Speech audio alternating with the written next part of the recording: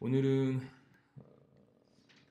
그래도 그냥 갈 수 없으니 그냥 BTC랑 이더리움을 도커로 이용하는 방법 간단하게 설명을 하려고 했는데, 사실은 도커에 대해서 잘 모르시는 분도 계시잖아요. 그런데 찾아보니까 마침 예전에 제가 유교 있을 때 도커 관련해서 세미나 한 적이 있었거든요. 그래서 그 세미나 자료가 있어서 그거 잠깐 설명하고, 그리고 이더리움이랑 도커 이렇게 간단하게 한번 보여드리면 괜찮을 것 같습니다.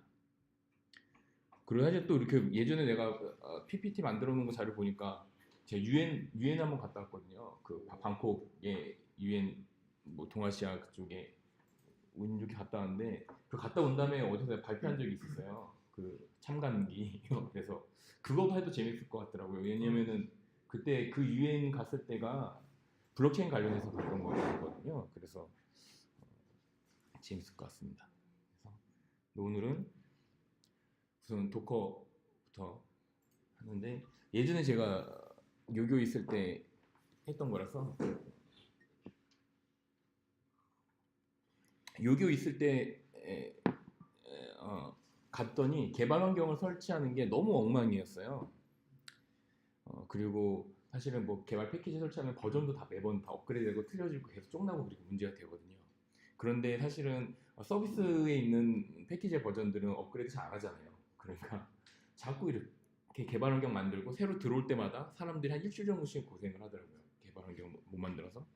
그래서 그쪽 관련해서 하다가 저는 도커로 개발 환경을 다 구축했었거든요. 그래서 그때 관련해서 이렇게 만들고, 사실은 서비스도 도커라이징을 하면 편한 점이 있어서 아직은 요교의 그때만 해도 도커에 관련해서 잘 사람들이 모르고 있는 상황이어서 제가 도커 관련해서 세미나를 했던 자료입니다. 간단하게 넘어가겠습니다. 예. 도커 잘 아시나요? 사용해 보신 분 계시나요? 아니면 도커를 잘 관심이 없나요? 관심이 없으신가요? 몰라서 되게 되게 편리한. 사실 도커가 이제 컨테이너인데 도커랑 고어너랑 세트로 만든 그거는 아닌 것 같습니다. 예, 별로 상관은 없는 것 같고요. 도커는 컨테이너 서비스인데요.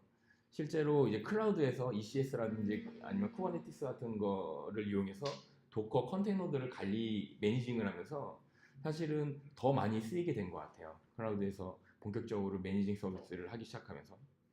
근데 이제 이때는 사실은 ECS라든지 쿠버네티스라든지 이런 게 없을 때 발표했던 거라서 정말로 그런 오케스트레이션은 말고 그냥 컨테이너에 관련된 것만 하는데, 컨테이너에 대한 이해를 좀 도우려고 만든 자료였어요. 그래서 오히려 우리가 지금 도커를 왜 사용하는지, 왜 이더리움이나 비트코인을 도커로 사실은 코어를 묶으면 뭐가 좋은지 편한지 한번 보려고 간단하게 했습니다. 예, 제가 했던 자료라서 뭐 영어로 이렇게 막 썼는데 컨테이너 플랫폼이라고 되어 있고요. 오버뷰에는 와지즈 도커라고 되어 있는데, 사실은 이제 버추얼 머신, VMS가 버추얼 머신이거든요. 버추얼 머신이랑은 좀 틀리다고 그러고요. 그렇게 풀 오퍼레이팅 시스템이 아니랍니다. 컨테이너는. 이제 VMS, 그러니까 버추얼 머신 같은 경우는 정말로 풀 오퍼레이팅 시스템이 맞거든요. 그리고 다만 라이브러리랑 세팅들만 뭐 있다, 그런 거죠. 아주 훨씬 더. 예. 되게 멀어갖고 혹시 자료를 올려주시죠? 이거 잘 안 보이는구나. 자료 혹시 올려주시면 되게 그러게요. 이거 좀 키워서 가야지. 예. 그렇구나. 이걸로 보니까. 예. 죄송합니다. 감사합니다. 이 자료를 지금 하나 드릴까요? 네, 근데 키노트 PDF로 그럴까요? 키노트로 주시고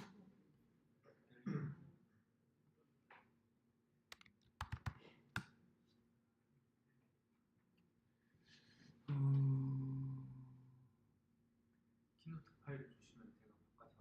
아니, 제가 지금 출력해서 이렇게요. 이게 있다. 이 파일 이름도 언더스탠드 도커네요. 잘 만들었네요. 파일 이름을.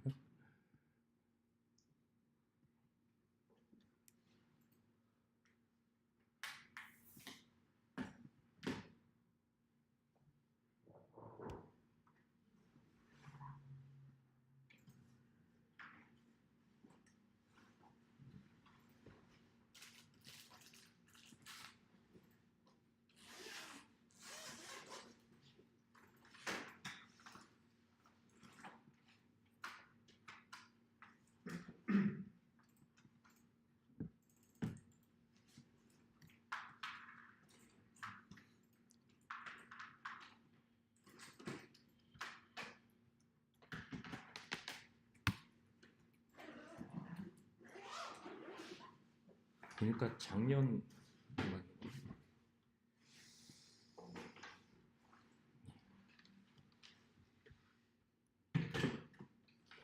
됐습니다. 이렇게 돼 있다는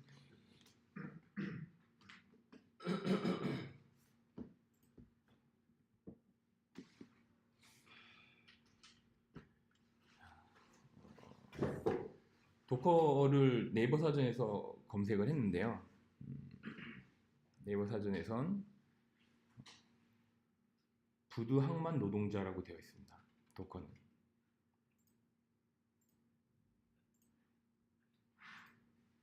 그리고 도커가 뭐냐라고 했을 때 여기 사진을 보시면 도커 홈페이지에서 제가 가져온 건데요. 이 사진을 보시면 도커는 부두고요. 부두에는 컨테이너들이 있죠. 이렇게 컨테이너들을 이렇게 뭐 옮기고 막 이런 것들이 있습니다.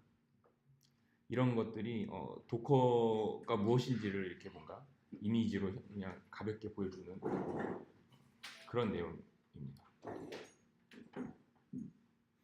사실은 제가 이거 예전 발표할 때 이거 가지고 하나하나 전부 다 스크립트를 생각해서 발표했던 건데요.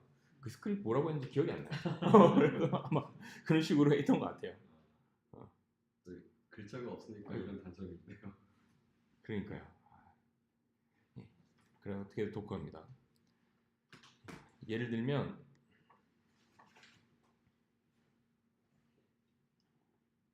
이게 낫겠네요. 도커가 이렇게 이걸 도커로 하나의 서비스로 만들어 본 거라면 예시를 한번 만들어 봤는데요. 제가 예시를 만들어 본 겁니다. 이 모두가 지금 도커 컨테이너로만 만들어져 있고 안에 이렇게 가운데 로드 밸런서를 넣고 어플리케이션 서버를 넣고 캐시 서버랑 데이터베이스 서버를 놨어요. 이런 식으로도 가능하다는 거고 예를 들면 로드 밸런서에는 엔진엑스를 올려놓고 그걸로 로드 밸런싱을 하고 어플리케이션에서는 뭐 예를 들어 플라스크라든지 뭐 그런 쪽으로 연결한다거나 그 뒤쪽으로는 이렇게 다른 서버들이랑 또 연결을 시켜서 모두 다 컨테이너로 이렇게 하나하나 구축을 하는 거죠. 그리고 도커가 뭐냐면 build once and run away. 제가 거기서 좀 영어로 아는 척을 좀 하려고 하느라고 영어를 썼던 것 같아요. 의미가 없는데 개발자들한테는 그러니까 사실 개발 환경과 내가 서비스 런칭하는 환경이 약간 틀릴 수 있거든요. 그런데 그런 것들을 동일하게 맞춰주는 거죠. 그리고 데브옵스 같은 경우는 사실 운영하는 입장에서는 사실 배포를 한다거나 시스템 업그레이드를 할 때 이전에는 서버에다가 하나하나 업그레이드를 시키고 넣고 빼고 막 이런 작업을 했었는데 사실은 컴퓨레이션 한 번으로 아니면 명령 한 번으로 도커를 모두 다 동시에 업데이트를 한다거나 아니면 롤링 업데이트 같은 거 많이 하거든요. 배포할 때. 그래서 서버가 여러 대 있으면은 몇 대씩 차근차근 업데이트를 시키는 거죠. 그래서 이상이 있으면 바로 업데이트 중지시키고 다시 백으로 돌리고 이런 것들이 전부 다 아주 간단하게 가능합니다. 그리고 이거는 뭐 run everywhere anything은 말 그대로 그 도커에다가 뭘 실행하든지 언제 그러니까 뭐든지 전부 다 거기다 구동할 수 있겠죠. 도커에다 당연히. 근데 윈도우는 안 되죠. 윈도우는 안 됩니다. 그리고 제가 키워드만 갖다 놓은 건데 사실 계속 말하지만 제가 그때 스크립트가 기억이 안 나서 다시 생각하면서 지금 이야기를 해보고 있습니다. LXC라는 게 사실은 근간이에요. 리눅스 컨테이너인데 커널단에서 이제 제공하는 거고요. 그리고 CH 루트랑 자일이라고 있는 게 맞네요. 이게 사실은 핵심 키워드입니다. 도커에. 그리고 컨트롤 그룹이랑 AUFS랑 그리고 파일 시스템 같은 거 그리고 like git처럼 이렇게 뭔가 커밋을 하고 롤백을 한다거나 이런 것들이 자유롭게 되는 그런 내용입니다. 자 그러면은 아까 도커는 뭔지라고 했는데 그럼 컨테이너는 뭐냐라고 지금 설명이 되어 있는데요. 보시면 아이씨 왜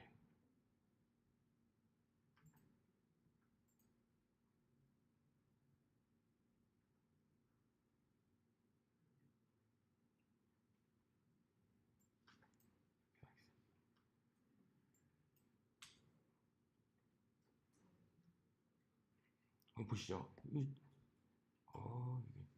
참. PDF로 이거 보이시나요? chroot라는 거는 리눅스 명령어가 있어요.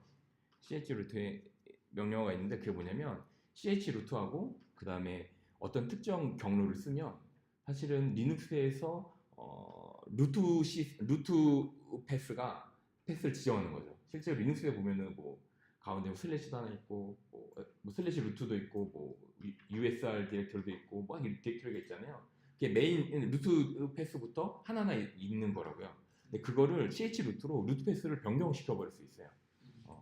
그렇게 프로세스의 루트 디렉토리를 변경시킬 수 있고요. 하지만 이제 파일이나 디렉토리에 대한 액세스만 가능하고 네트워크나 프로세스 등은 컨트롤할 수 없는 그런 거고요. 근데 자일이라는 게 있는데 그거는 이제 FreeBSD에서 이제 나온 건데 ch루트의 단점을 보완했다고 써놨네요. 이렇게 이런 네트워크나 프로세스 등 컨트롤하는 것들에 대해서 얘기를 하는 것 같아요. 사실 이게 제가 정리해 놓은 건데 그리고 C 그룹스가 있는데 C 그룹스는 이제 리소스를 분리하고 그러니까 그 작업들의 우선순위를 결정할 수 있도록 만드는 거죠. 그리고 작업 공간을 아예 따로 분리하고 이런 기능들이 있는 게 있습니다. 그래서 C 그룹스는 특정 프로세서에 대한 메모리와 CPU를 제한시킬 수 있어요. CPU 시간을. 그러니까 이런 것들이 결국엔 도커로 발전하게 되는 겁니다. 보시면 이제 LXC가 나오는데 LXC는 이제 자일이랑 유사한 개념인데 LXC 리눅스 컨테이너는 이제 커널에서 지원을 하고 있어요. 리눅스 커널에서. 그래서 뭐 ch루트랑 C 그룹스의 기능이 합쳐졌다라고 이제 생각하면 되고 아까 전에 말했죠. ch루트는 루트 패스를 변경하고 C 그룹스는 프로세스들을 컨트롤할 수 있는 겁니다. 메모리를 할당한다거나 그리고 그렇게 리소스를 격리하면서 실제로 여기 보면 libvirt라는 게 있고요. 하드웨어 있고 리눅스 커널에 보면 이렇게 만들고 libvirt가 있고 그 밑에 컨테이너가 존재하는 약간 이런 식으로 구성되어 있어요.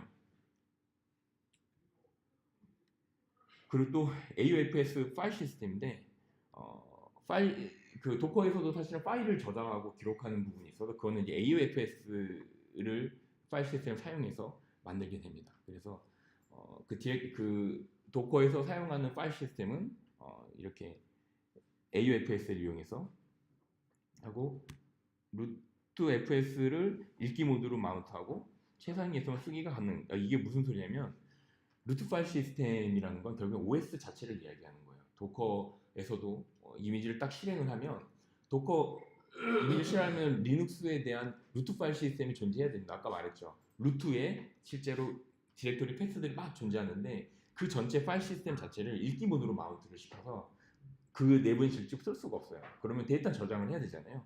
저장할 때 여기 최상위 레이어에서만 쓰기가 가능하도록 그 레이어 그 위쪽에 놓고 거기서 라이팅을 할 수 있는 그런 레이어드 파일 시스템입니다. 좀 약간 어려울 수 있는데 쉽게 생각하면 이런 겁니다. 일반적으로는 이렇게 커널에서 부팅하고 뭐 이렇게 위에 루트 파일 시스템 위에 존재하게 되는데요. 도커에서는 이렇게 일반 커널이 또 존재하고 베이스 이미지가 존재하고 이렇게 위에 하나하나 이미지가 계속 쓰여지는 거죠. 하나 씌워져서 레퍼런스 합니다. 그 아래쪽 레이어들을 계속해서.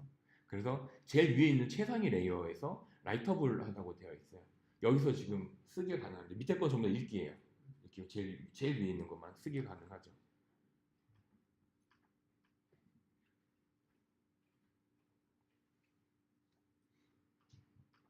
그래서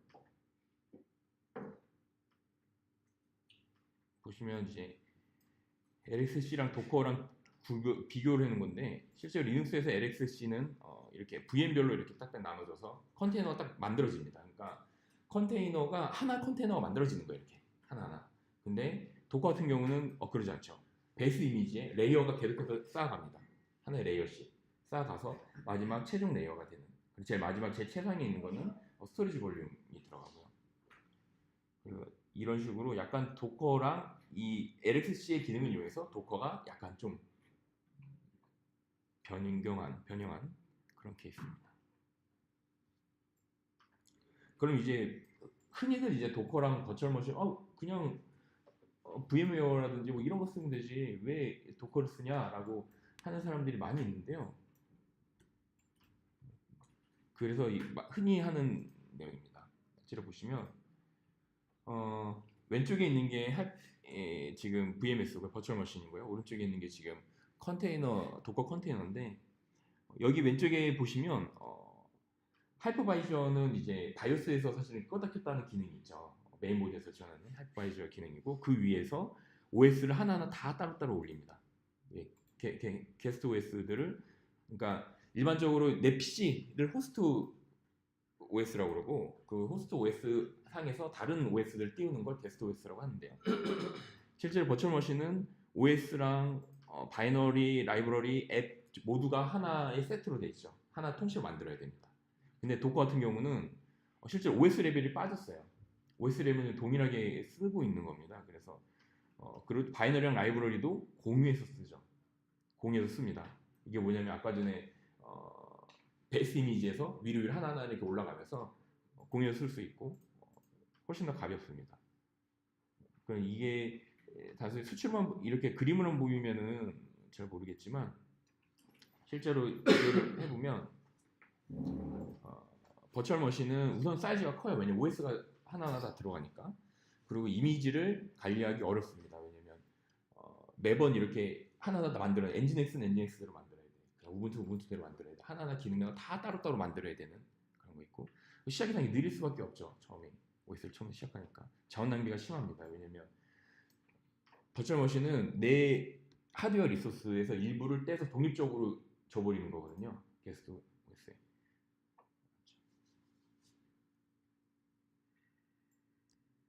근데 도커 한번 보겠습니다.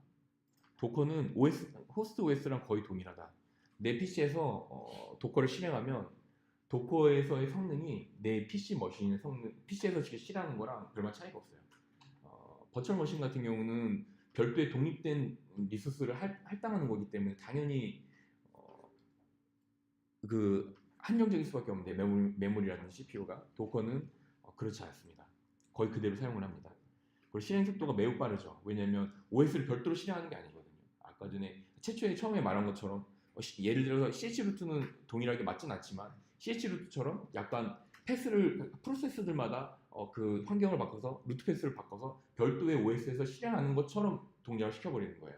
그렇기 때문에 별도의 OS가 띄우고 프로세서를 실행하는 시간만 있으면 되지 별다른 작업을 할 필요 없죠. 라이크깃은 계속해서 베이스 이미지에서 이미지를 계속해서 업데이트를 시킬 수 있는 거고요.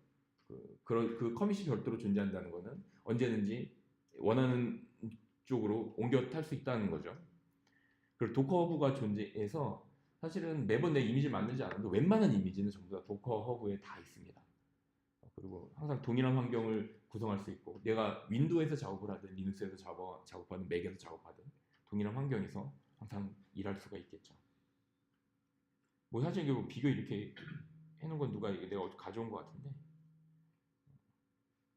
보시면 사이즈는 버추얼 머신이 코끼리고 지새끼고 막 이러잖아요. 거북이고 얘는 누구야? 타조네. 인티그레이션은 화나고 태우고 이렇게 했습니다. 근데 단점이 있어요. 복잡합니다. 복잡성이 증대할 수밖에 없어요. 그래서 도커를 사용하자라는 거였고 실제로 도커를 인스톨하는 거는 저는 이제 맥을 기준으로 이야기를 했는데요. 윈도우에서는 윈도우용 설치 파일이 존재합니다. 도커 홈페이지 가보면 여기 밑에 있네요. 도커닷컴에 보면 도커 들어가면 윈도우 사용자도 할 수 있습니다. 그런데 재밌는 건 아까 전에 도커는 LXC 기본적으로 LXC를 지원하는 커널에서 돌아올 수 있거든요. 근데 맥이나 윈도우는 LXC가 없습니다. 그래서 약간 편법을 쓰는데요. 맥에서는 내부적으로 이게 숨겨졌더라고요. 옛날에는 대놓고 했는데 요즘에는 안으로 숨겨졌더라고요. 버추얼박스를 설치해서 그 안에서 리눅스 머신을 실행하고 그 리눅스 머신 실행 안에서 도커를 실행하게 만들어요. 그리고 한번 이렇게 랩핑을 했어요. 하지만 사용하는 것은 동일합니다. 그러니까 리눅스에서 그러니까 그렇게 도커에서 잘 랩핑을 해놔서 맥인데도 불구하고 마치 리눅스에서 도커를 실행하는 것처럼 잘 랩핑을 해놨어요. 이따가 잠깐 이따 보여드릴 거고요. 윈도우 사용자도 마찬가지입니다. 예전에는 너무 대놓고 하거나 약간 호환성에 문제가 있었거든요. 근데 이제는 너무 좋아졌어요. 그리고 이게 예제인데 한 거를 캡처를 잠깐 했는데 보시면 제가 처음에 mkdir에서 템플릿 www 만들었고 네, 헬로라는 걸 이렇게 써서 썼고요. 밑에 도커 명령을 이렇게 쭉 썼습니다. 도커 명령이 뭐냐면 이 내 호스트 PC의 8888 포트를 게스트 머신의 80번 포트랑 매핑을 시키는 거고요. 그리고 그래 로컬호스트에 8888로 하면 게스트 OS의 80번 포트로 접속을 하게 되고 밑에 보시면 이거를 리드온리로 arrow로 하네요. 그러니까 tmp의 www 디렉토리를 이 디렉토리랑 이렇게 볼륨을 볼륨 매핑을 하는 겁니다. 그래서 nginx를 run 실행했다. -d는 데몬, -p는 포트 매핑, -v는 볼륨 매핑입니다. 실행하면 정말 순식간에 돼요. 제가 이 타이핑할 때 보여드릴까요? 그리고 저는 이미 nginx 이미지가 다운받아져 있어서 더 빨리 되고요. 그러면 아까 말한 것처럼 도커는 컨테이너, 그러니까 이미지를 하나 다운받아요. 그리고 도커를 새로 실행을 하면 그 이미지를 기반으로 새롭게 컨테이너를 새롭게 실행을 합니다. 그러면 어차피 nginx 이미지를 하나 다운받으면 그걸로 계속해서 찍어낼 수 있어요. 계속해서 러닝 시킬 수 있죠. 근데 제가 이렇게 치고 도커 ps에 보면은 실제 지금 러닝 중인 컨테이너가 나옵니다. 컨테이너 nginx라는 이미지를 가지고 이렇게 실행을 했고 이렇게 밑에 보면 컬하고 http하고 로컬호스트 8888을 했는데 그러면 헬로라는 말이 나오죠. 이게 잠깐 보여드릴까요? 순식간에 또 똑같이 되는 걸? 너무 아주 순식간에 돼서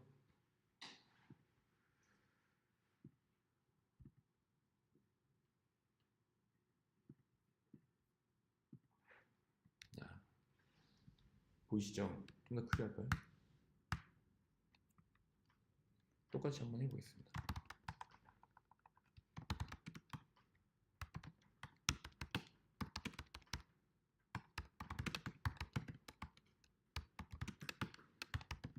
좀 밀리네요. 자, 헬로라고 지금 만들었고 인덱스 파일을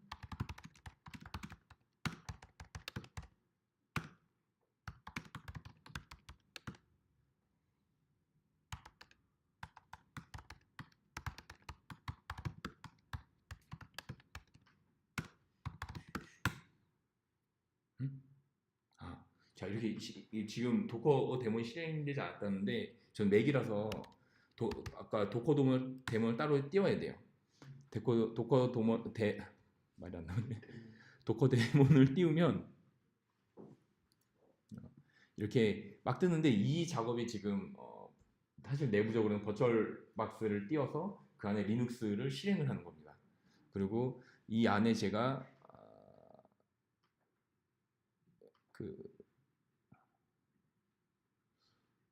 있다. 보면 이 버추얼 머신에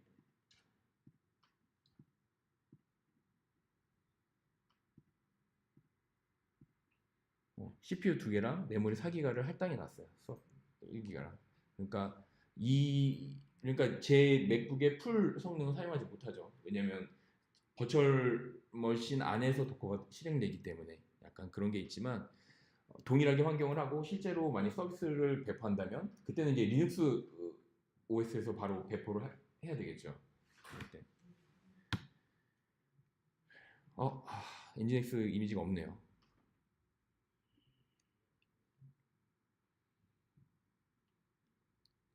걱정 안 하셔도 됩니다. 끝났습니다. 자, 그러면 저기 nginx 뜨고 있죠.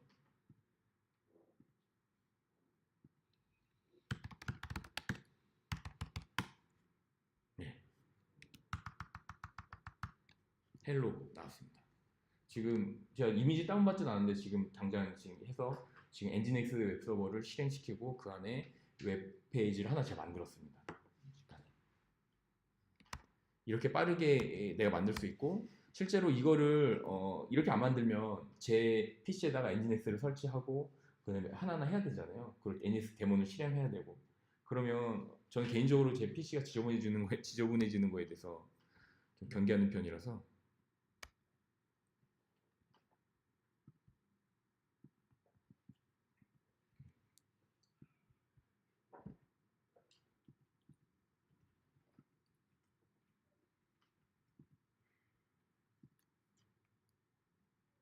네, 계속 이어서 하겠습니다. 이렇게 쉽게 바로 적용됐습니다. 그리고 컨테이너를 삭제하는 것도 매우 간단해요. 아까 전에 그러니까 도커는 첫 번째 단계는 이미지를 다운받는 거고요. 다운받은 이미지를 기반으로 컨테이너를 생성시키는 겁니다. 그래서 지금 도커 스탑하면 컨테이너를 우선 죽이는 거고요. 도커 RM 지금 이거 하면 이제 그 컨테이너를 삭제하는 거예요. 컨테이너는 중지된 컨테이너 다시 실행할 수도 있죠. 근데 이미지도 마찬가지로 삭제할 수 있고요. RMI는 이미지 삭제. 이거는 요교 개발 환경에 대해서 이제 기존에 있는 거에서 이렇게 도커를 사용하면은 어떻게 뭐 개발 환경이 바뀔 수 있느냐에 대해서 제가 잠깐 그려본 거였는데 예를 들면 뭐 사실은 이거 만들었는데 저만 썼어요. 아무도 안 쓰더라고요. 이렇게 다시 쓰자고 하는 차원에서 했었는데 아무도 안 쓰더라고요. 이미지는 파일 형태로 존재하고 컨테이너는 그 인스턴스로 그때그때 만드는 인스턴스로 이해는 약간 비슷합니다. 그렇게 생각하시면 됩니다. 그러니까 AWS에서도 사실은 스냅샷 이미지 따로 아미를 따로 만들잖아요. 아미 나누고 그다음에 그어서 EC2 하나는 인스턴트 실행하잖아요. 약간 비슷해요. 그런 개념을 보시면 됩니다. 이게 왜 이렇게 좀 다 도커로 묶이지 않고 호스트 OS는 별도로 있고 도커 VM은 또 별도로 있고 이런데 이게 사실은 요교 개발 환경의 특성들이 있어가지고 어쩔 수 없이 이런 것들은 도커 쪽으로 못 묶고 파이썬 어플리케이션이라든지 뭐 데이터베이스라든지 이런 포스트그레 같은 경우는 호스트 OS 쪽으로 빼고 그 다음에 이 도커 VM에서 사실은 둘이 간의 호스트 PC랑 연결해서 이런 뭐 맨PC라든지 레비덴큐 이런 게 내 PC에서 깔리면은 엄청 귀찮거든요. 그리고 지저분하고 그래서 이런 거 다 빼고 정작 딱 필요한 것만 호스트 PC에 까는 이런 식으로 만들었었고요.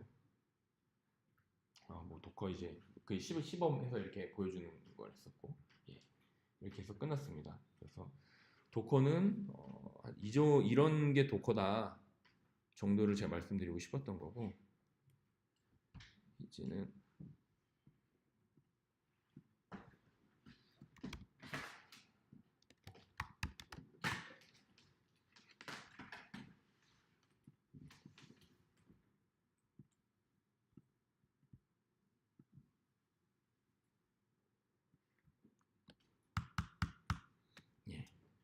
간단하게 정리를 했는데 이거는 뭐 지금 발표할 내용이 적혀 있는 거 아니고요. 발표 어떻게 해야 되겠다라고 간단히 메모만 했습니다. 지금 보시면 ETH가 있는데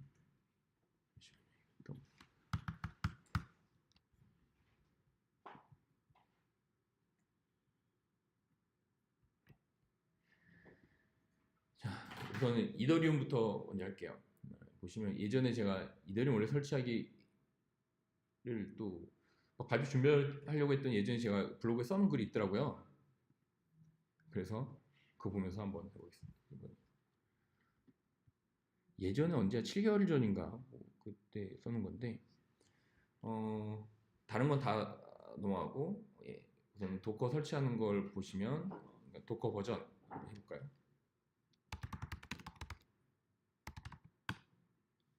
버전이 나옵니다. 이때는 18.03이었는데 지금은 18.06까지 올라왔네요. API 버전이랑 뭐 이런 것들 나와서 도커에 대해서 지금 설치하고 정상적으로 지금 실행이 되는지 한번 확인해 봤고요.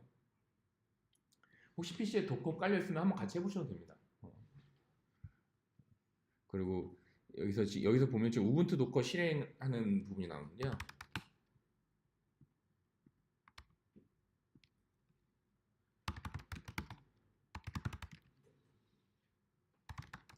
우분투가 전제돼야 되나요? 아, 지금 이거는 제가 그렇게 한 것뿐이에요. 지금 이게 뭐 할 거냐면 일본에선 우분투 16.04에다가 이더리움을 직접 설치해서 도커 이미지를 만드는 거를 했던 것 같아요. 한 거예요. 그래서 지금 보시면 우분투 16.04는 대부분 도커를 쓰는 사람한테는 깔려 있을 거예요. 여기까지 저도 있네요. 이렇게 우분투 16.04 여기 있네요. 저도 있어요. 그래서 한번 해보면, 그러니까 아마 레이티스트 하면은 지금은 18.04인가 그거 될 거예요 아마. 그리고 또 이게 예. 이렇게 이 명령을 하면 뭐냐면 도커를 실행하는데 우분투 이미지에 16.04 태그에 있는 거를 실행을 하는 건데, -it라는 거는 이제 i가 사실은 그 뭐죠? 인터랙션이라고 했나요? 이렇게 뭔가 대화하는 명령을 내고 뭐 받아고 이걸 터미널로 볼 수 있는 뭐 이런 거 같아요. -t는 이 t는 그 이미지였던 것 같아요. 태그 이미지 태그 그런 거 인터랙션하고 슬래시 빈 배시는 사실 그 해당 컨테이너에 내가 배시를 실행을 하겠다라는 거거든요. 그러면 기본적으로 이 우분투 태그에 있는 배시 쉘을 실행을 한 지금 겁니다. 우분투 이미지에 배시 쉘을 실행해서 터미널을 하나 만들었어요. 제가 터미널 만든 게 아니라 컨테이너를 만든 거죠. 그러면 아까 괜히 줬네 이거.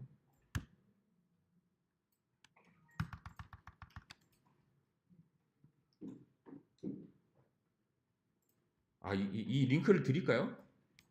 페이스북에? 그러면은 예, 그렇죠. 따라 하실 수 있을 것 같아서.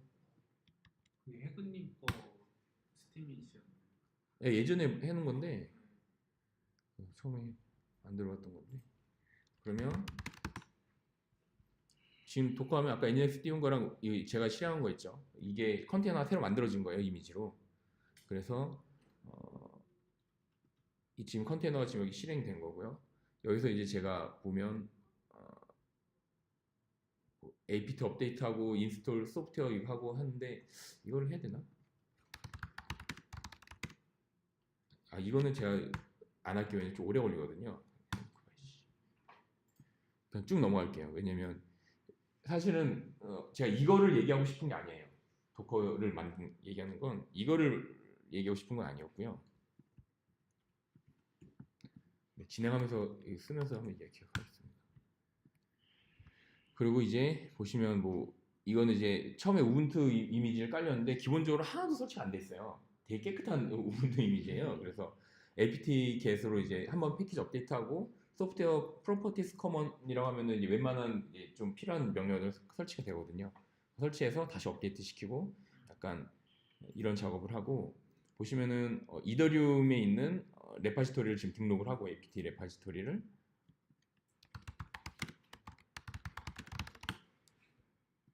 그리고 이더리움 설치하면 끝입니다. 이더리움 물론 소스를 빌드할 수 있는데 굳이 소스 빌드 안 해도 돼요. 동일합니다. 그럼요. 또 빌드 그것도 설치해야 되고, 그리고 또 이게 도커 이미지는 대부분 배포될 수 있는 거기 때문에 불필요한 리소스를 불필요한 것들 실행시킬 필요 없죠. 설치할 필요 없고. 이게 지금 이더리움 레파지토리 등록하고 다시 apt를 업데이트 시켰고요. 여기서 이제 이더리움을 설치하면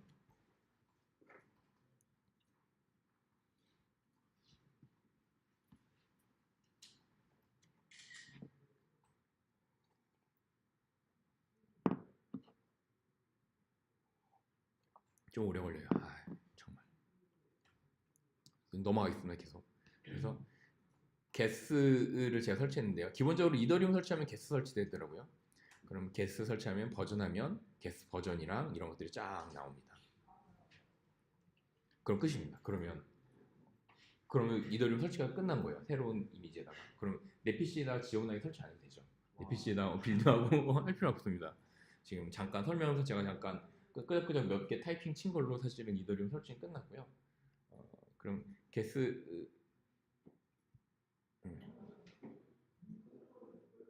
쉽니다. 근데 이제 이게 밑에 보시면 이게 이런 게 있죠. 도커에서 직접 이더리움 설치하는 게 맞나? 막 도커에다가 직접 내가 하나하나 다 다운받아서 이더리움 설치했잖아요. 그럼 옳은가? 틀리진 않대요. 내가 여기 썼네요. 근데 이제 아까 도커 허브 아까 전에 도커 설명할 때 도커 허브 한번 얘기를 했는데 도커 허브 한번 들어가 볼까요?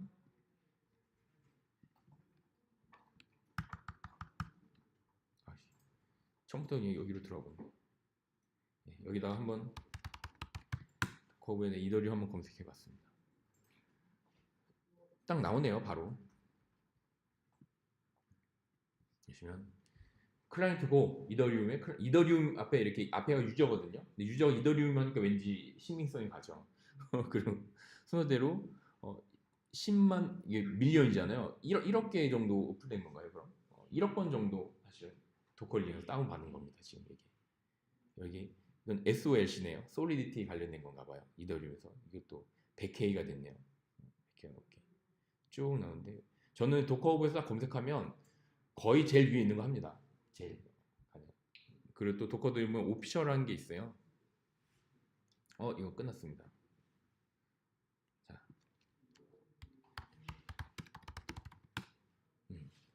자, 1.8.18 1.8.2였는데 지금 18이네요. 이렇게 설치가 끝났습니다. 그래서 사용하시면 됩니다. 이더리움. 물론 이 노드를 돌리기 위해서는 다른 명령어가 필요한데 명령을 제가 생략을 했어요. 왜냐면 이걸 얘기하고 싶은 게 아니었으니까.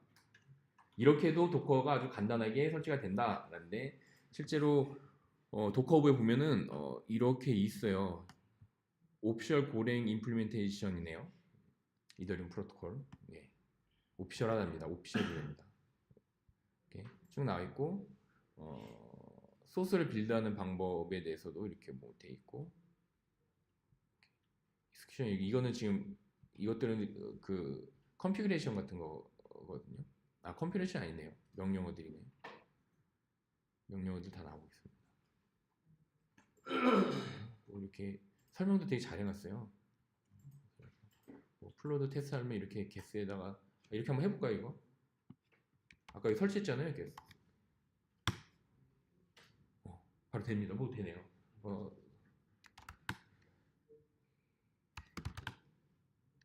우선은 도커허브에 이미 있다는 거 정도만 이야기를 하고 이렇게 뭔가 옵션들이 있어요. 옵션들이 있는데 이 옵션들도 사실은 도커를 실행할 때 환경 변수를 통해서 이 옵션들을 그 게스트 OS 쪽으로 넘겨줄 수 있어요. 이렇게 이런 옵션들도 잘 기억하고 있고 이거는 게스의 옵션이지 그러니까 게스의 옵션이기 때문에 그냥 특별히 도커라고 해서 뭐 틀린 건 없습니다.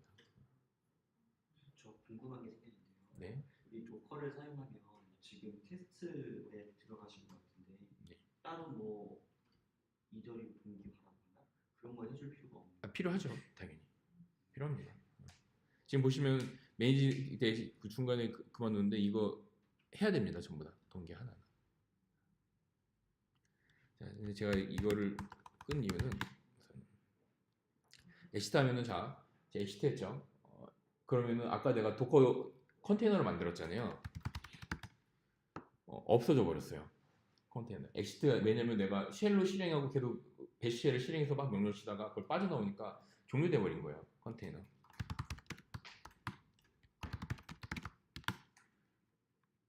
이어서 할 수 있는 방법은 없나요? 있지요. 여기 보시면 제가 이거 우분투에다 설치해서 이렇게 했죠. 여기 이거를 지금 종료돼 있다고 지금 엑시트드 돼 있다고 지금 나옵니다. 그렇기 때문에 컨테이너는 그러니까 프로세스가 계속 살아 있어야지 사실 그 컨테이너가 유지될 수가 있어요. 명령을 그러니까 그 버추얼 머신처럼 그죠 버추얼 머신처럼 계속 OS가 떠 있는 게 아니기 때문에 프로세스마다 사실은 뭔가 프로세스가 러닝하고 있어야지 그 컨테이너가 살아 있을 수 있는 겁니다. 근데 배시가 지금 살아 있다가 제가 빠져나오니까 죽어버린 거고 강제적으로 이게 스탑을 시킨다는 건 프로세서 자체를 죽여버린다거나 약간 그런 건데 여기 제가 이미 지금 죽어져 있는 게 몇 개 있죠. 쓰는 건. 가만히 보시면 재밌습니다. 이름이 비트코인디 노드 테스트넷이랑 뭔가 이렇게 되는 거고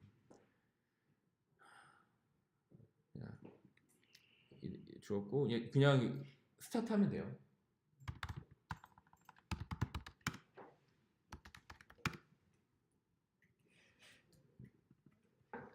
이렇게 하면 되는데 지금 살았다 또 바로 죽는 거예요. 왜냐면 배시로 실행했던 거라서 사실 뭐 프레스가 될 게 없습니다. 그래서 여기서 만들어진 다시 접속할 수 있거든요. 근데 이게 이거 도커 강의로 바뀌어가지고 큰일 났네요.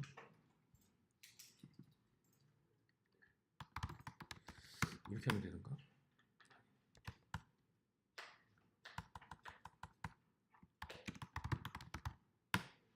예. 그럼 아까 이더리움 다시 실행이 됐습니다. 해당 이미지에서 제가 배시를 EXEC 그러니까 명령을 실행시킨 거죠. 다시. 그래서 다시 아까 만들었던 이미지를 다시 접속해가지고 다시 그 환경에 다시 작업을 하게 되는 거고, 사실 이 환경에서 이 만들어진 컨테이너를 이미지로 만들 수 있어요. 이미지를 새로 만들어서 나중에는 그 이미지를 다운 받아가지고 거기서 바로 작업하면 이렇게 바로 될 수 있는 이미지를 만드는 거죠. 컨테이너로 준비하는 게 이렇게 할 수 있습니다. 근데 전에도 한번 질문 드렸던 것 같은데 저기 그 파일을 디렉토리를 그 저장소를 붙일 수가 있잖아요. 저장소 붙일 수 있죠. 그럼 저장소 붙여가지고 만약에 이미지를 만들면 그 저장소까지 같이 들어가서 이렇게 안 됩니다. 안 됩니다. 그렇게 안 돼요.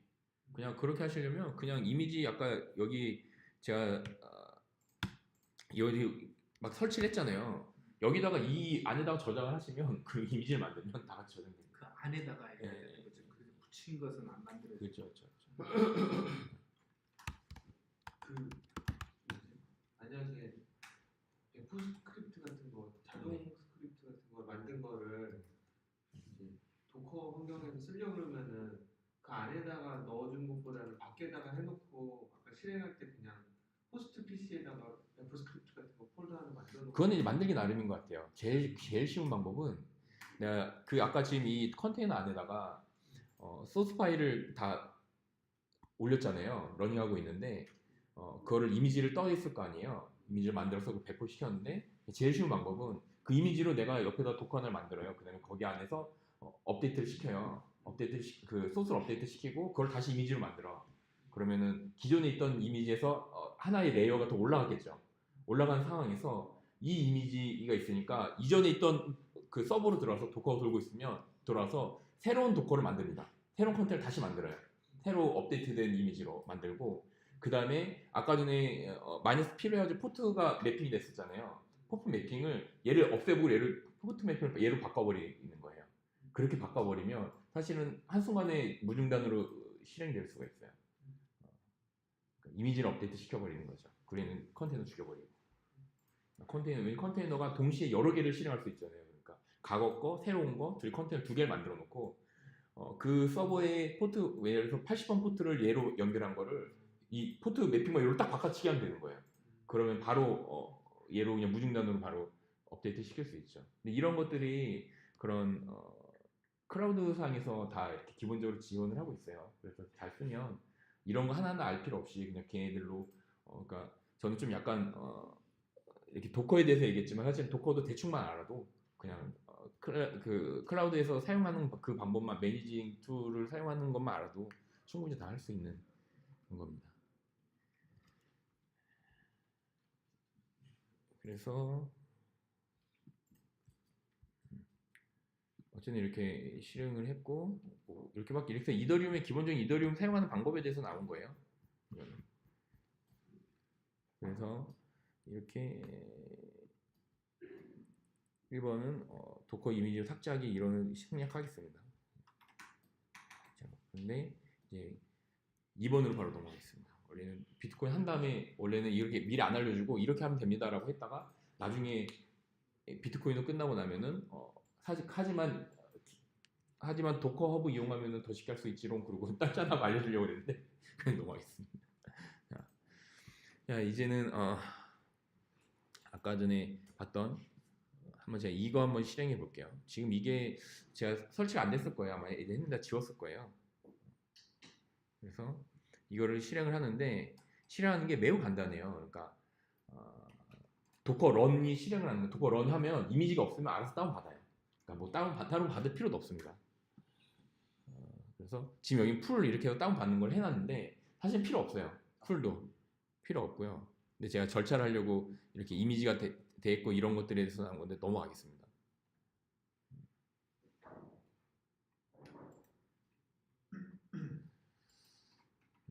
이거는 이제 제가 이거를 이더리움의 메인넷을 하는 게 아니라 프라이빗 네트워크를 하는 거라서 프라이빗 네트워크는 당연히 이제 처음에 제네시스 블록이 없잖아요. 그래서 제네시스 블록에 대한 컴퓨레이션이 존재해야 돼요. 그래서 이렇게 파일을 생성해야 돼. 제네시스 블록을 파일을 생성을 해야 됩니다.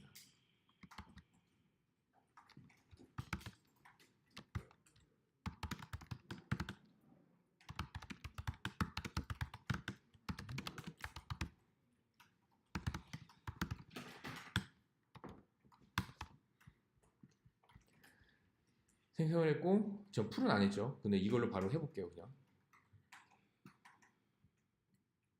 명령어를 굳이 설명해 드리면 자, 도커 런 하고요. 바로 실행하고 -v는 아까 볼륨이라고 그랬죠. 이거 쉘 명령인데 pwd니까 현재 디렉토리에서 eth 데이터라는 디렉토리랑 게스트 PC의 /루트의 .이더리움에 있는 디렉토리를 볼륨을 매핑시키는 겁니다. 그리고 이더리움의 클라이언트 고라는 이미지를 이용하겠다라고 했던 거고요. 아, 근데 저렇게 매핑시키면 기존의 그 이미지 안에 다 이더리움이라는 게 있으면은 거기 있는 파일에 추가적으로 더 덧붙이는 건가요? 아니면 그걸 아예 대체해서 아니 그 볼륨을 쉐어하는 거예요. 쉐어. 쉐어. 예, 둘 다 쉐어하는 겁니다. 그리고 init하는 거는 이제 제가 여기다 그거거든요. 제네시스 이 컨피그레이션을 통해서 이더리움을 이제 제네시스 블록을 만들어내는 작업입니다. 근데 여기 보시면은 루트의 .이더리움의 제네시스잖아요. 근데 전 템프 디렉토리를 만들었는데 왜냐면 이게 둘 간의 볼륨을 쉐어했기 때문에 가능한 얘기죠. 네, 이거를 만들어야 될 것 같아요. 디렉토리.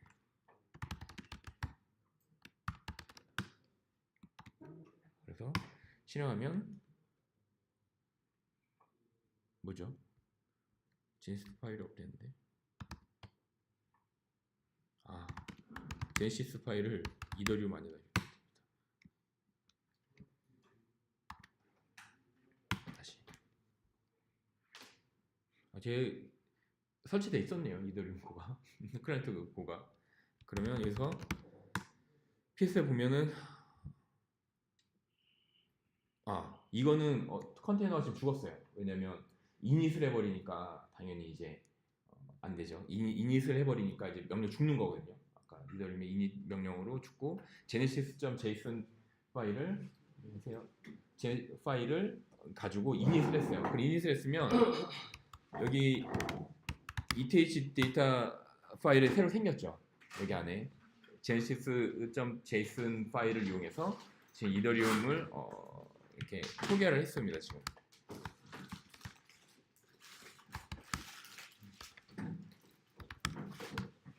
이렇게 해서 뭐 체인 데이터 막 이런 게 아마 제네시스 블록이 이제 생성이 됐을 거예요. 여기 있네요. 제네시스 스테이트가 써졌으면은 된대요. 여기 있네요. 프로세스 로트 제네시스 스테이트 있고. 그리고 ETH의 생성된 파일을 보면 이렇게 쫙 생성이 됐습니다. 이 genesis.json은 제가 지금 아까 만든 파일이고요. 이렇게 쭉 나머지 데이터들이 생성이 되어 있습니다. 그리고 이제 그거를 실행을 해야 되는데요. 사실은 아까 전에 죽었던 컨테이너에 이어서 할 수 있는데 저는 그렇게 하지 않았어요. 다시 컨테이너 새롭게 생성을 하는 거거든요. 근데 그래도 되는 이유는 ETH 데이터 밑에 이미 제네시스 블록이 만들어져 있기 때문에 이렇게 만들었습니다. 그리고 굳이 이거 하나하나 설명을 해드리면 보이시나요? 글자로 설명해 드리면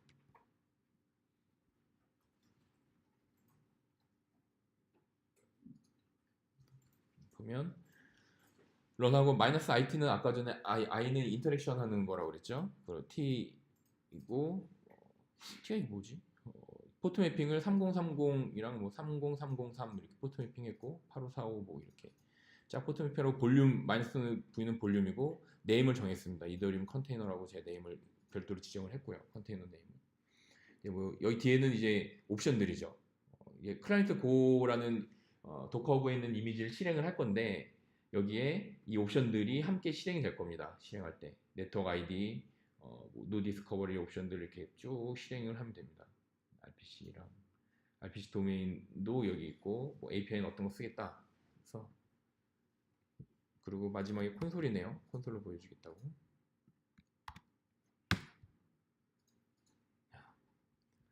자, 콘솔을 접속했죠. 콘솔을 접속해서 콘솔을 접속 안 해도 되거든요. 안 해도 되는데 우선 콘솔을 접속했습니다. 그래서 지금 상황이 프라이빗 이더리움을 바로 실행을 하는 상황이에요. 제가 설명은 계속 길게 했지만 실제로 명령은 딱 두 개 아니죠. genesis.json 파일을 만들고 나머지는 명령어 몇 개로 실행 끝났습니다. 명령 2개로. 아마 지금 해보시고 지금 해도 바로 설치가 될 거예요. 매우 빠르게 할 수 있어요. 빠르게 돼요. 그리고 뭐 여기 보시면 이렇게 커맨드 라인 아웃풋이 있다네요. 네.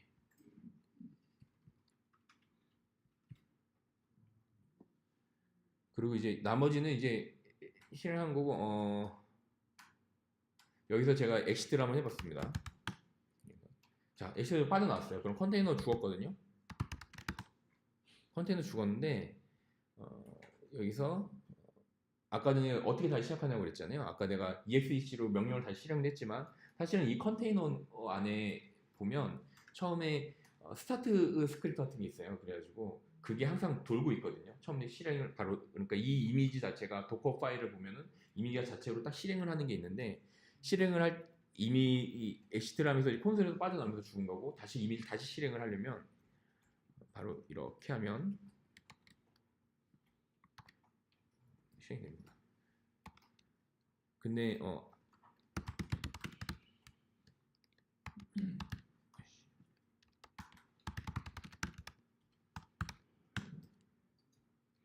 마지막에 제가 실행한 게 이거거든요.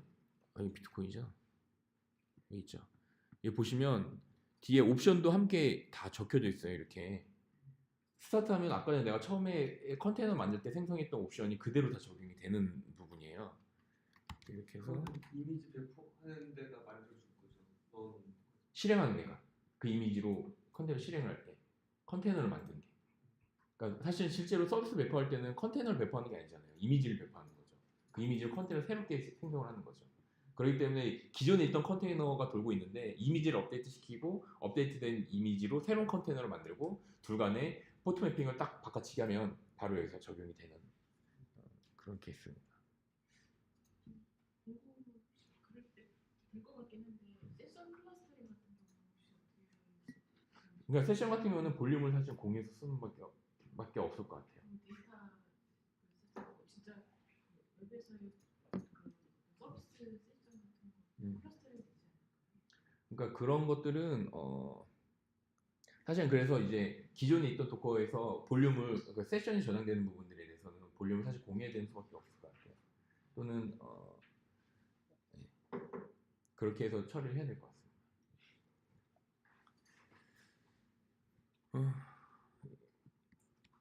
다시 실행하면 했네요. 그럼 바로 아까 전에 실행한 부분에서 다시 또 똑같이 또 실행이 됩니다. 그래서 이거는 이제 명령어대로 그냥 근데 우리가 지금 이거 하려고 이거 한 거 아니니까 도커를 이렇게 할 수 있다 정도만 해서 이렇게 해서 하나만 대충 만들어 보면 그럼 하나 이렇게 만들어졌네요. 이렇게 하나 만들어주고 뭐 이 정도 그래서 채굴하는 것도 뭐 이렇게 뭐 만들어주고 뭐 이런 내용들이 쫙 있습니다. 근데 오늘은 저희가 도커 관련해서만 하기 때문에 나머지 생략을 하겠습니다. 그래서 프라이빗 네트워크 이렇게 만들고 이제 사실 메인넷이나 테스트넷 하면 아까 전에 줬던 옵션 있잖아요. 그러니까 지금 이미지를 별도로 다운받을 수가 필요한 거 없는 거예요. 여기 보시면 아까 컨테이너를 생성할 때 여기서 메인넷을 만들 수 있는 옵션을 줘서 실행하면 됩니다. 지금 제가 네트워크 아이디를 별도로 지정해서 실행을 했잖아요. 그러니까 별도의 지금 이더리움 네트워크가 만들어진 거고요. 테스트넷이나 메인넷 하면 되고 아까 전에 이태인님 말씀하신 것처럼 그럴 때 이제 레저 같은 경우는 어떻게 저장을 할 건지 뭐 그런 것도 한번 생각해 볼 필요가 있죠. 그리고 지금 여기선 제가 도커를 실행할 때 방금 디렉토리를 따로 만들고 볼륨을 매핑했는데 실제로 도커에서 도커 볼륨을 별도로 생성할 수 있어요. 그러니까 그래서 그 안에서 설정이 되면 이미지가 삭제되더라도, 그러니까 컨테이너가 삭제되더라도 그 볼륨은 살아 있어서 나중에 컨테이너 다시 만들 때 다시 또 매핑 시킬 수 있는 부분이 있거든요. 그런 부분들은 또 뒤에 이더리움 또 나올 겁니다. 그래서 시간이 조금 계속 지체되는 것 같은데 좀 빨리 한번. 어씨 이게 잘 안 먹어.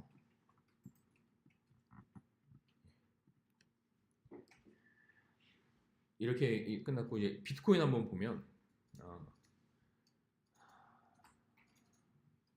이거는 좀 예전에 제가 만든 도커 파일인데 이 도커 파일이 뭐냐면 아까 도커 이미지 만들 때 사실 이미지를 저장하고 있을 필요 없이 이 도커 파일 하나만 어디다 저장하고 있으면 이걸 통해서 이미지를 생성해낼 수 있습니다. 언제든지. 그래서 그 무겁게 이미지를 다 가지고 있을 필요 없고 이렇게 도커 파일 하나만 테스트로만 가지고 있으면 이걸로 언제든 이미지를 만들 수 있죠. 지금 그래서 이 도커 파일을 이미지를 생성하는 건데 도커 빌드 해가지고 이게 도커 파일 지정하면 되는데 저는 우분투 16.04를 아까 전에 제가 이더리움 만드는 거 아까 보여드렸죠. 그때 내가 직접 우분투로 다운로드 받아서 그 안에 쉘로 들어가서 그 안에서 내가 패키지 업데이트하고 직접 이더리움 설치하고 그 과정을 보여줬는데 그렇게 만들어진 거를 이미지화하면 새로운 이미지가 되겠죠. 근데 그렇게 할 필요 없이 도커 파일에다 다 기록을 했습니다. 내가. 그러면 우분투 16.04부터를 다운받아서 그 안에서 명령을 실행하는 거죠. bitcoin.conf를 여기다 복사를 하고 그다음에 지금 현재 디렉토리에 있는 모든 것들을 비트코인으로 지금 복사하는 겁니다. 지금 이게 뭐냐면 이 도커 파일이랑 같이 있는 게 비트코인 소스랑 같이 있어요. 사실 그 비트코인 소스도 사실은 비트코인 원 소스가 아니라 제가 수정한 소스가 있었거든요, 원래는. 그래서 거기서 있는 거를 다 여기로 복사하고 워크 디렉토리를 지정해서 여기서 이제부터 이 명령어들은 이 비트코인 안에서 실행을 할 거고 비트코인 아까 업데이트가 또 비슷하죠. 아무것도 없으니까. 그리고 인스톨 이거 하고 레파지토를 아까 이더리움을 했지만 비트코인 레파지토를 등록하고 다시 업데이트 시키고 이번엔 소스를 빌드하려고 했거든요. 왜냐면 이전에 있는 비트코인을 소스를 수정하는 게 있어가지고 소스를 직접 빌드하기 위해서 관련된 라이브러리들을 설치하는 빌드 툴을 설치하는 겁니다. 그리고 전부 계속 설치하는 거죠. 이렇게. 뭐 한 번 해도 되는데 두 번은 안 왔습니다. 그리고 보통 이 런을 하나만 실행하면서 많이 만들더라고요. 도커 파일을 런하고 다음 거 뭐 이렇게 세미콜론 해가지고 다음 거 하고 다음 거 계속 그렇게 하는데 저는 따로 하는 게 좋더라고요. 그래서 이거는 이제 비트코인 소스 빌드할 때 명령어거든요. 오토젠 하면은 이제 컴피레이션 파일 만들고 컴피레이션 파일을 이 컴피레이션 실행해서 메이크 파일 만들면 이 메이크 명령어로 이제 빌드를 시작하는 인스톨하는 그리고 익스포즈는 이 4921, 14921 이 포트를 이제 외부랑 연결시키겠다. 약간 이렇게 선언하는 것들입니다. 그래서 cmd 명령어를 비트코인 D에서 프린트 투 콘솔 이렇게 했는데 이거를 만들면 이제부터 이 이미지를 만들면 이 이미지를 실행하면 자동으로 이 명령어가 실행이 돼요. 최초에 이미지를 만들 때 실행을 하고 그리고 컨테이너 이미지를 통해서 컨테이너를 실행하면 아까 스타트하고 컨테이너 비트코인 컨테이너를 실행하면 무조건 이 명령어가 실행이 됩니다. 물론 이제 할 때 아까처럼 다시 해서 옵션을 계속 쓰면 이거 외에도 계속해서 옵션이 또 붙는 거예요. 그래서 이런 식으로 하면 만들어집니다. 그런데 비트코인 소스 빌드하는 게 오래 걸려서 이건 생략할게요. 네, 아까 말씀드렸죠. 이렇게 삽질해서 짜면 되는데 원래는 도커브로 다 되지롱 이렇게 딱 서프라이즈 하려고 했던 건데 제가 비트코인 이더리움을 검색했는데 당연히 비트코인도 있겠죠. 해볼까요?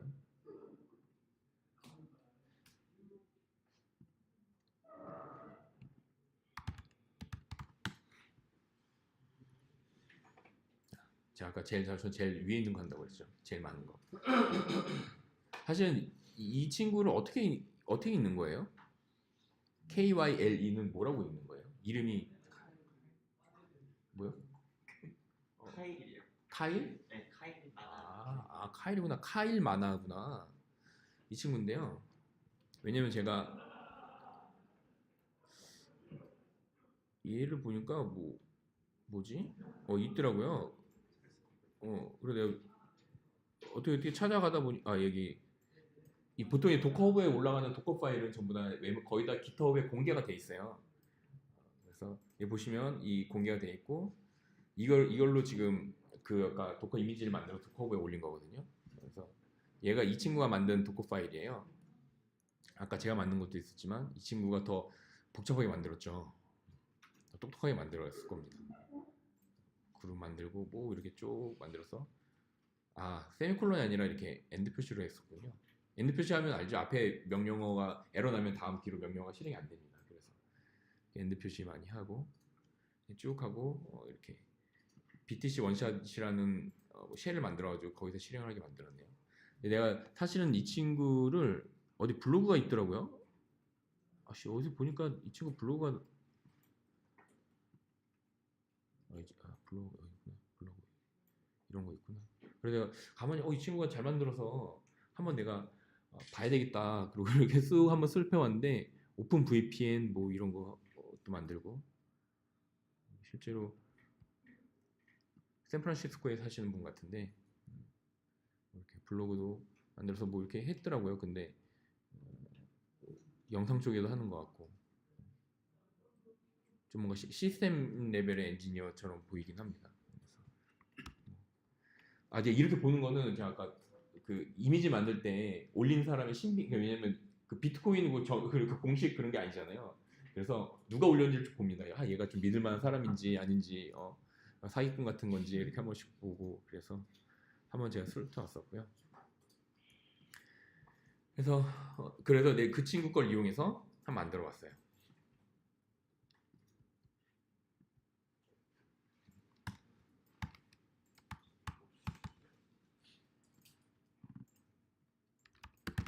이더리움이 이제 빠져나오고 한번 이대로 만들었어요. 아까 제가 그랬죠. 아까 전에는 이더리움 만들 때는 ETH 디렉토리를 만들어가지고 볼륨을 쉐어했는데 지금은 그렇게 직접 내 디렉토리를 생성하지 않고 이렇게 도커 볼륨을 직접 만들어요. 그러면 이게 템프 디렉토리 어디에 생성이 되죠?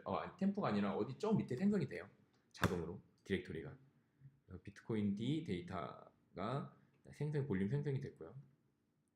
그리고 쭉 한번 설명해 드릴까요? 도커 실행하는 거고요. -v에서 비트코인 다시 데이터는 아까 전에는 내가 경로를 지정했는데 볼륨을 지금 만들면 볼륨 네임을 사실 지정을 한 거고요. 볼륨 네임을 실제로 게스트 OS에 슬래시 비트코인이라는 디렉토리랑 매핑시키겠다, 쉐어하겠다, 사실은 그런 내용이고요. 네임은 비트코인 노드 아리지 테스트라고 했는데 이미 있거든요. 이름 바꿔봐야 되겠는데.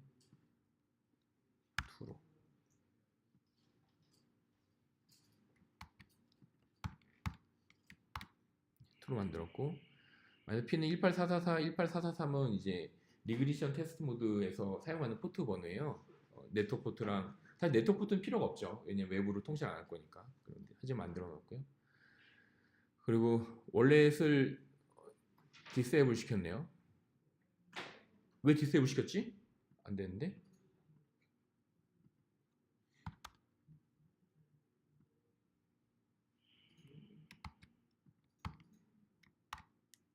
이라고 RPC 유저는 비트코인 이렇게 유저 패스워드를 넣고 리그션 이렇게 이 이미지를 쓸 거고 위에 거는 환경 변수고요. 이 환경 변수를 내가 쓴 거는 이 이미지를 그렇게 만들어서 그래요. 얘가 아까 전에 도커 파일에 보시면 있어요. 그렇게 있는 부분들이.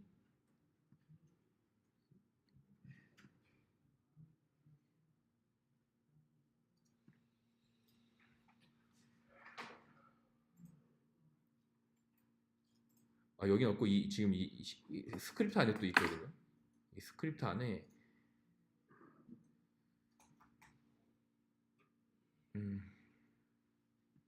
BTC 원샷이었나?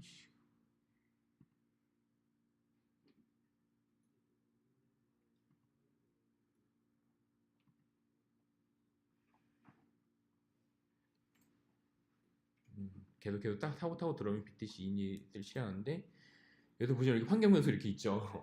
그러니까 이미지 만들어낼 때 그러니까 사실 이거 잘 몰라가지고 이거 하나하나 다 뒤져가지고 제가 찾았던 거거든요. 그래서 찾아서 이렇게 넣으면 이렇게 RPC의 유저 패스워드 넣고 런을 해서 뒤에는 이제 이 명령 실행할 때 주는 옵션 뒤에 넣어서 이렇게 실행을 딱 하면 이미 이미지를 다운받는 게 있어도 더 빠릅니다. 근데 다운받는 게 없어도 순식간에 될 거예요.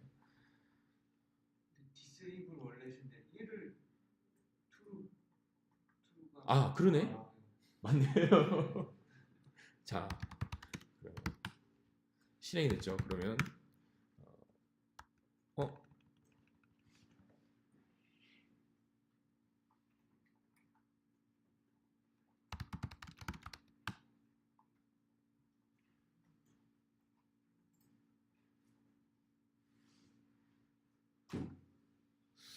이상한데 왜 종료가 됐지?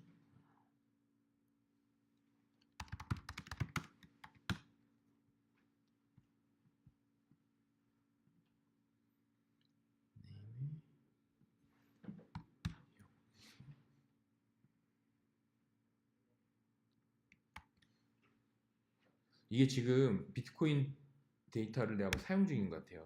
그래서 지금 제대로 안 될 것 같아서 이렇게 제 PC는 또 이상한 걸로 망가지고 있습니다.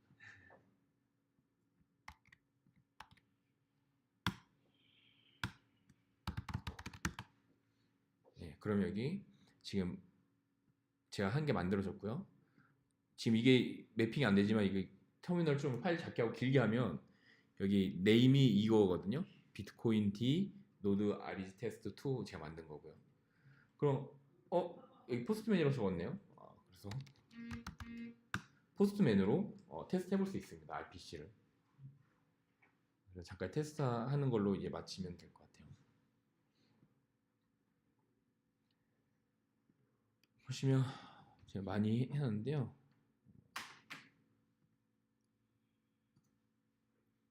여기다 지금 헤더에다가 어플리케이션 JSON이라고 붙여놓고 어설라이제이션에 아까 비트코인 여기다 쓰면 되고요. 바디에다가 직접 명령을 쓰면 됩니다. 그래서 제가 갑자기 생각이 안 나는데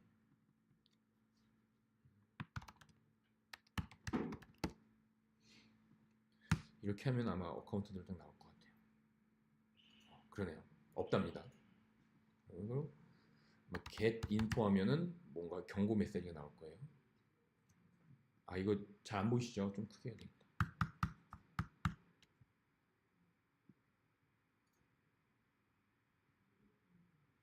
그렇죠. 경고 메시지가 나오죠. 좀 크게.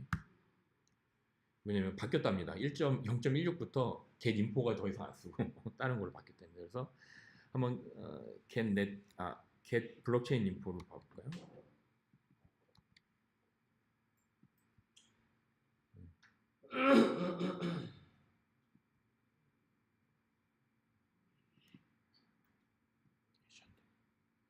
지금 블록체인 상황이 지금 이렇게 나온답니다.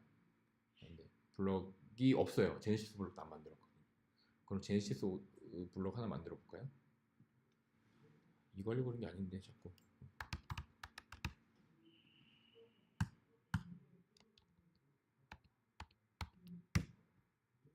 한 개.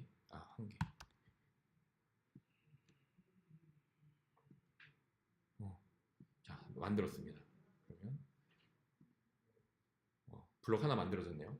여기 보면 블록 한 개 만들어진 거 나오고요. 헤더도 한 개 있다고 지금 나왔거든요. 하나 만들어졌고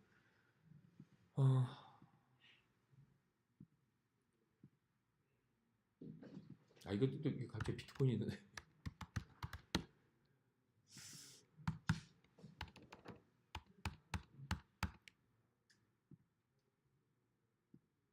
어카운트는 뭐 여담이지만 비트코인의 원래는 어카운트랑 어드레스랑 좀 약간 다른 개념이에요. 그래서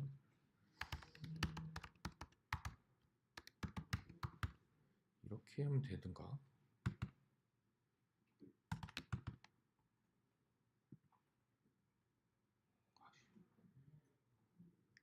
어드레시스 되네요.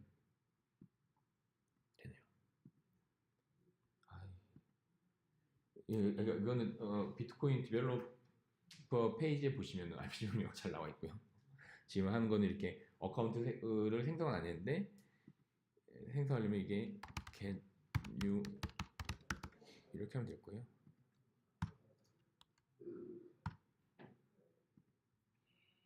이렇게 하면 이렇게 어디서 생성이 됐고요. 이 가운데 이거 안 쓴 거는 이게 어카운트 이름이거든요.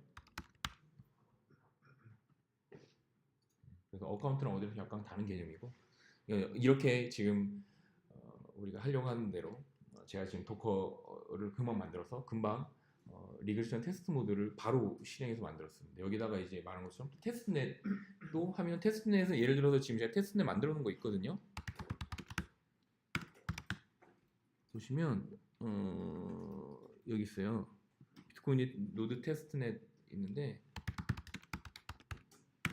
이거는 포트가 좀 틀리죠. 8332, 8333, 18443, 뭐 44 뭐 이런 식으로 뭔가 포트가 틀리고요. 아니야, 이거는 메인넷인데 메인넷 포트인데 443, 444 이거거든요. 그래서 테스트넷 실행하면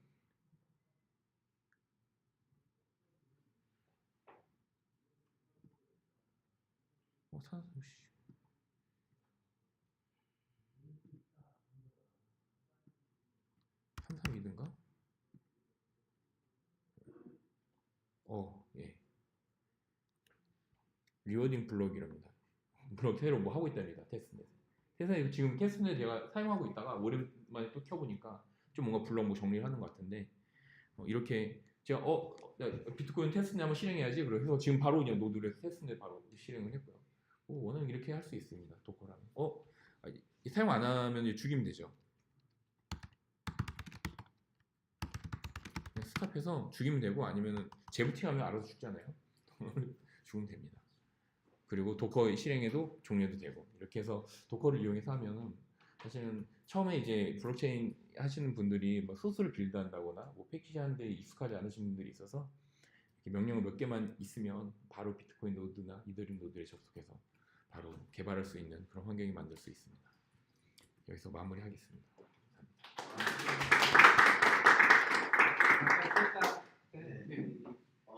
재밌다.